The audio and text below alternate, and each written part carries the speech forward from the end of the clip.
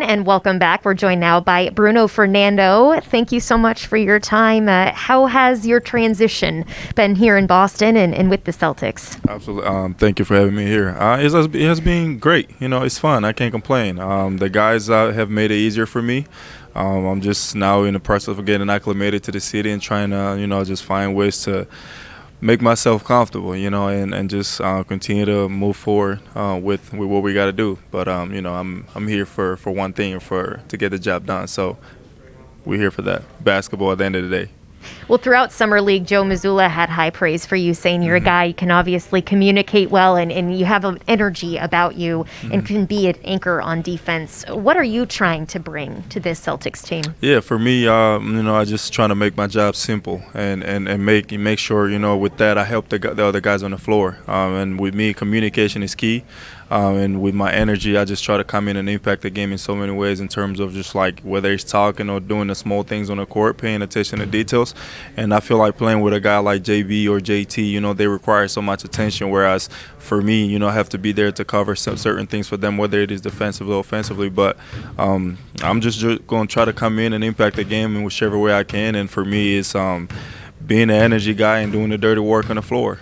Hey, Bruno, you sound a lot like Marcus Smart right now. I think he's going to like playing alongside you, no question. Yeah? But no, I mean, we hadn't gotten to see you play very much. Obviously, you were in Atlanta, but just seeing you to get out on the court with the Summer League team, it was immediate that we could just it was clear as day that we could see the impact that you were making. You went from being acquired by the Celtics to being on the court with the Summer League team almost immediately. Right. How do you think that your performance there kind of impacted your situation here and where you stand? Absolutely. I feel like it helped me tremendously. Just being able to come in and get myself involved with the Summer League team and just play Summer League and enjoy the game of basketball competition. It's like I said in the past, for me, man, any opportunity I have to play basketball, I'm playing. I don't feel like it's going to be a situation where I'll be like, man, I'm not playing this Summer League. I mean, if I can play, why not play? So we only get to play basketball for so long. So I try to use all these opportunities to go out there and try to prove myself once again. Yeah, you wanted it. There's no question in that. You wanted to play for that team. Absolutely. Well, I think you won fans over too when you had said that your favorite player of all time was KG. And you just loved him and, his passion for the game. He played every game like it was his last. How do you try to model your game after that and maybe some of those characteristics too? Yeah, I've been watching Kevin Garnett from a young age. I can remember certain videos on YouTube of KG that I remember. I know how to say everything from the start to the end that he said. So just for there's me. There's probably a lot of words that you can't say here that are in those videos. Absolutely. If I know KG at all. And just for me, just being able to see a guy like that, with the amount of success he's had over the years, I'm still being able to come in and approach the game is his last game.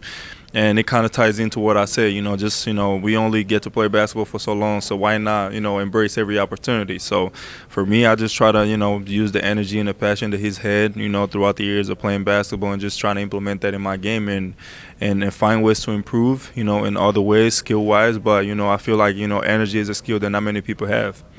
Well, the Celtics are going to be retiring his jersey this year. Are you hoping to talk to him a little bit, meet him? Yeah, I mean, it's kind of crazy. Like, I look at it like life really comes at you full circle. Yeah. I'm just looking at it like, man, I've been looking to meet this guy for so many years, and now I have a chance to meet him as a member of the Boston Celtics. What I'm saying? It's crazy, it's surreal to me, and I'm looking forward to being able to stand right next to him and talk to him and grab a few words from him for sure. That really has come full circle for you. That's awesome. Something tells me you'll be able to get a good seat for the show when he raises that number up into the rafters. So I know you're going to enjoy that. We got a question here from our fans on Twitter. And I actually have a follow-up after you answer this one. But Bruno, what does it mean to you to be the first NBA player from Angola?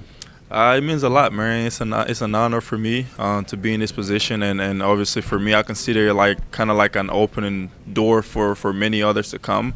I just I'm honored to be in this position, and I don't take it for granted. Like I said, I try to use the opportunity to maximize it, as much as I can, and it's an honor, man, to be able to be from Angola, and we've been so successful in basketball in Africa in terms of championships in Africa, but not having everybody was kind of like a downfall for us. But now that we got somebody, me being that person that a lot of kids look up to now, so it means a lot. Well, quick follow-up on that. Your story, I don't know if everyone knows your story, but you're from Angola. You played for the Angolan national team in the program. You come over to the U.S. for high school and college. How did all of these different stops and kind of growing up in two different places shape you into the man that you are today sitting in this chair? Man, it's going back and just looking back at it, man, it feels like such a long journey, but it hasn't really been that long. Everything just kind of happened. Yeah. I haven't even probably been in the States for 8 years. This is like my 6th or 7th year. Just looking at it, kind of like playing basketball at home with dreams of maybe being on a team back home. And obviously, still as a basketball player having a goal of one day being in the NBA, but a lot of times for us being out there, like you only really get a chance to dream and not really actually envision it coming true. Yeah. You know what I'm saying? For me, having the opportunity to play for the national team at an early age and coming over to the States after the tournament in Dubai, the World Cup, was a blessing in itself, man. And it definitely was the first step for me to now be in this position.